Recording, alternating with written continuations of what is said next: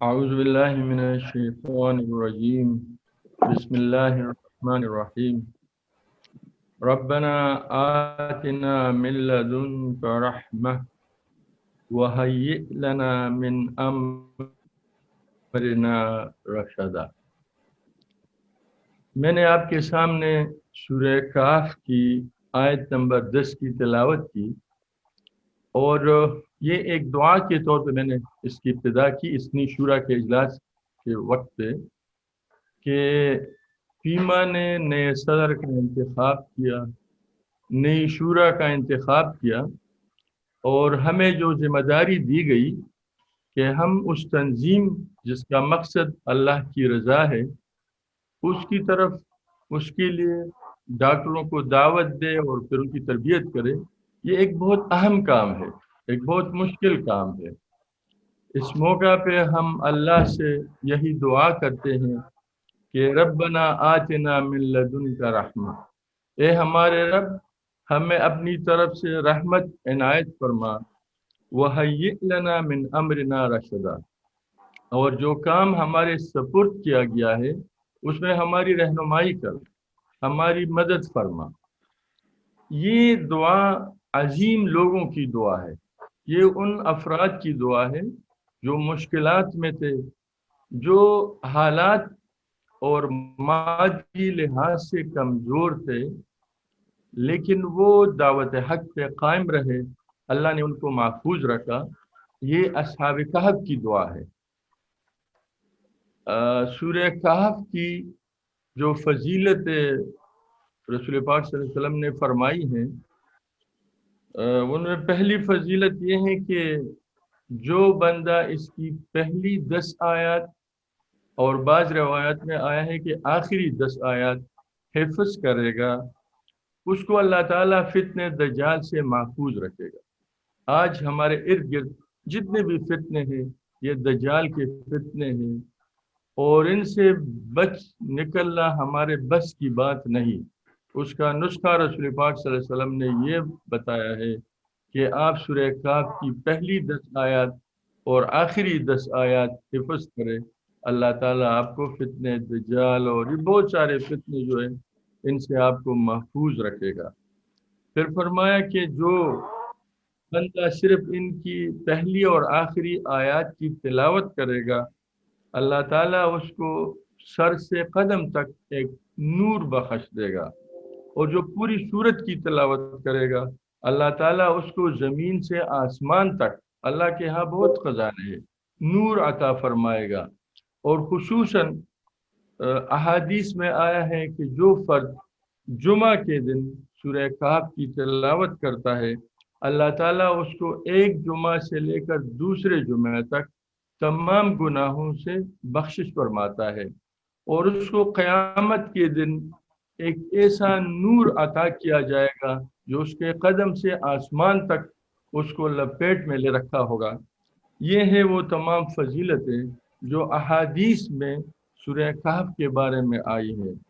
اور سورہ کہف کی ابتدا ایک بہت خوبصورت آیت سے اس کی ابتدا ہوتی ہے، اور اس میں اللہ کی حمد ہے، الحمدللہ الذی انزل علی عبدہ الکتاب، اللہ کی حمد ہے، اللہ کی تعریف ہے، اور اس تعریف کی 2 وجوہات اللہ پاک نے فرمائی ہیں۔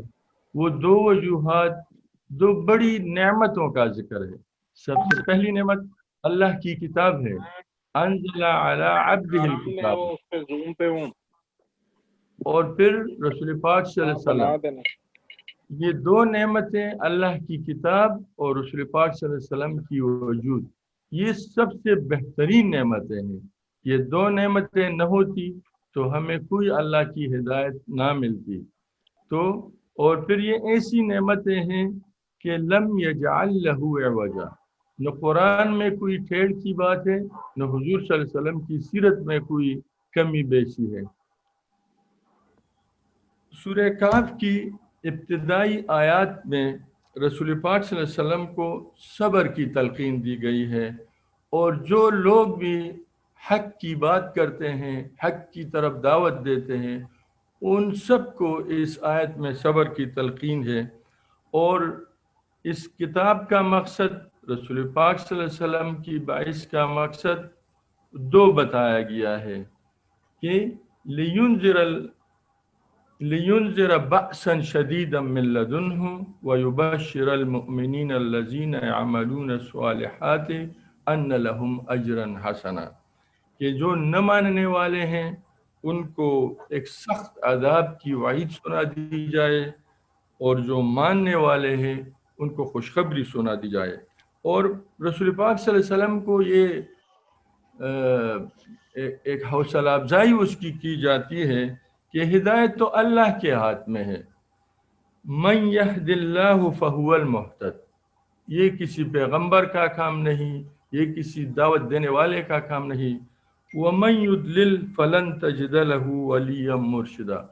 رسول پاک صلی اللہ علیہ وسلم کی احادیث سے ہمیں پتہ چلتا ہے کہ ہر وقت ہمیں اللہ سے ہدایت کا طلبگار رہنا چاہیے۔ رسول پاک صلی اللہ علیہ وسلم نے فرمایا ہمارے دل جو ہیں اللہ کی انگلیوں میں ہے، جس طرح وہ اسے پھیرنا چاہے پھیرتا ہے۔ اس لیے رسول پاک صلی اللہ علیہ وسلم نے ہمیں یہ دعا سکھائی ہے کہ آپ ہر نماز میں ہمیشہ یہ دعا کرے، یا مقلب القلوب ثبت قلوبنا علی دینک، یا مصرف القلوب صرف قلوبنا علی طاعتک۔ یہ دعائیں ہیں رسول پاک صلی اللہ علیہ وسلم کی کہ ہر وقت ہم اللہ سے ہدایت کے طلبگار رہیں۔ اور اس سورہ کہف میں آپ نے اس کو پڑھا ہے، حضرت موسیٰ علیہ السلام اور حضرت خضر علیہ السلام کے سفر کے عجیب و غریب ایسے واقعات ہیں جو ہمارے ذہن میں نہیں آتے، جو موسیٰ علیہ السلام کے ذہن میں نہیں آئے۔ ان سے ہمیں یہ سبق ملتا ہے کہ اللہ کی حکمتیں ہم نہیں جانتے، ارد گرد جو کچھ ہوتا ہے وہ ہم نہیں سمجھیں گے، لیکن وہ ہم اس پہ یقین کریں گے، ان پہ صبر کریں گے، ہماری ذہن میں کچھ آئے یا نہ آئے وہ ہم اللہ کی حکمت سمجھے اور اس پہ یقین کریں۔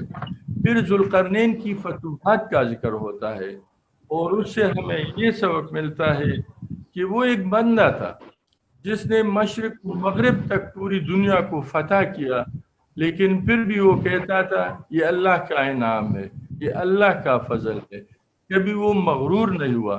تو اگر ہمیں کچھ کامیابی ملتی ہے تو ہمیں اس پہ کوئی تکبر نہیں کرنا چاہیے۔ اور پھر دو افراد کی ایک تمثیل بتا دی گئی ہے، ان کا ایک ڈائلاگ ذکر ہوتا ہے۔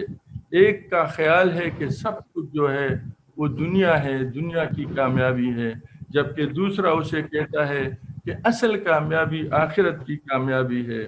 اور آخر میں ایک اللہ تعالیٰ نے یہ ہمیں فرمایا ہے کہ المال والبنون زینت الحیات الدنیا والباقیات الصالحات خیر عند ربک ثوابا وخیر عملا، کہ یہ دنیا کی جو رونق ہیں، یہ زینتیں ہیں، یہ سب کچھ عارضی ہیں، اصل جو چیز ہے ثواب کے لحاظ سے، کامیابی کے لحاظ سے، وہ اللہ کے ہاں نیکیاں ہیں اور اس کی طرف رجوع ہے۔ اللہ تعالیٰ مجھے بھی ہم سب کو ہدایت پہ قائم رکھے۔ وآخر دعوانا الحمدللہ رب العالمین۔